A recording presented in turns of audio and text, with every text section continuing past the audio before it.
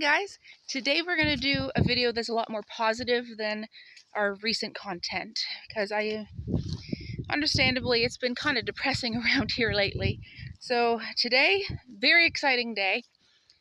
2 weeks ago we ordered in one of those Old Hickory buildings, and if you're not familiar with Old Hickory, they make buildings, sheds, small cabins, whatnot.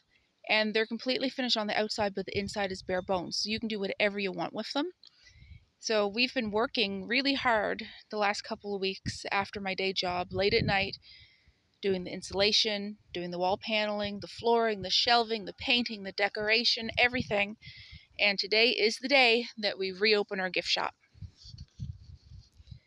So there it is. The building on the right, that is our gift shop that we have been using the last couple of seasons, but it's just too small for what we want to do with the space.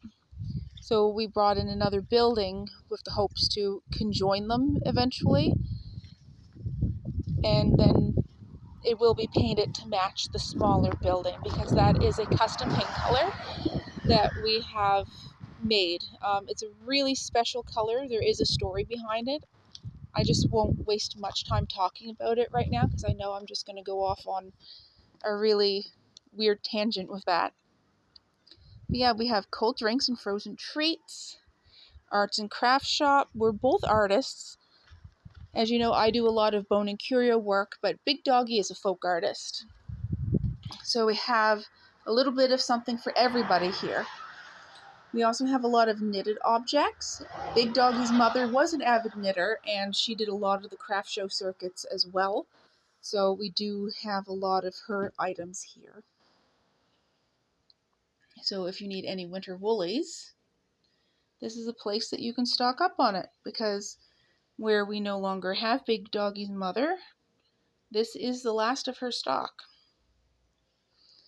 So we have my dream catchers up, the wooden ones. These colored ones, these are dead stock, so this is the very last of the colored dream catchers that I will be making.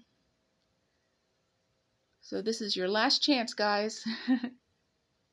I might do a few custom ones in the future, but I'm not going to be mass producing them for shows anymore.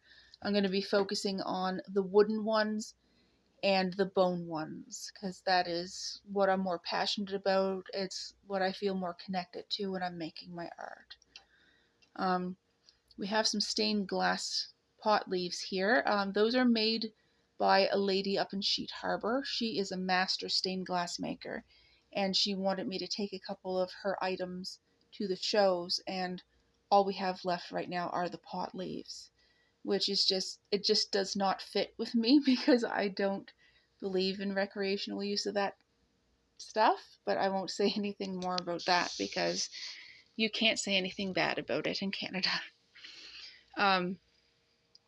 Here's my latest project, is the beaded spiders, and these are sun catchers. They got the prisms. They themselves are also made out of glass beads, except for the two beads on the sides.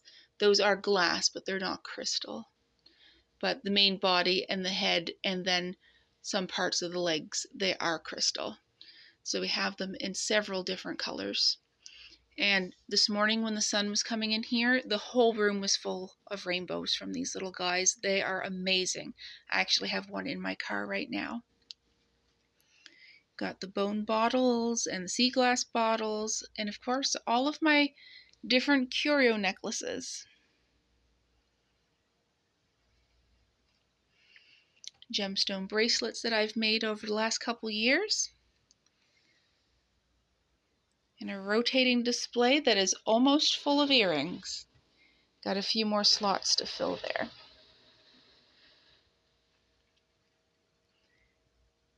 And we have all the supplies you're going to need for your smoke purification rituals. Totem bags and little stones and fillers for your bags. Incense and candles. And then the art form that I'm most famous for here on the Eastern Shore is the porcupine jewelry. I do a lot of work with quills, as you guys have learned over the years. I've also been getting into doing some sea glass stuff as well. The eastern shore of Nova Scotia is well known for its sea glass hunting. So I've been working with that. Here's Big Doggy's work. He does a lot of functional folk art toys and decor. Boat building runs in his family, so it was natural that he would do some sort of boat building, even if it is in miniature. He does them in shelf size, Christmas ornament size, and he also does keychains with those. As you can see, we have a lot of different sweets and treats to get you through to your next stop. Got a fridge full of pop, freezer full of popsicles and ice cream sandwiches.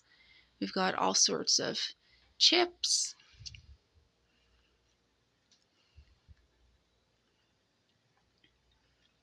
inspirational little signs and keychains, all sorts of goodies, and there's lots of room to put more things in the future.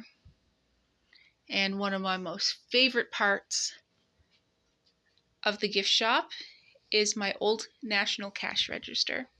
Some of you guys would recognize this from when I had the gift shop set up in the camper. I absolutely love this cash register. It is so heavy. It is a monster to move around. I'm currently covered in bruises from the last time I moved it, but it's so worth it because there's nothing more satisfying than hearing this sound.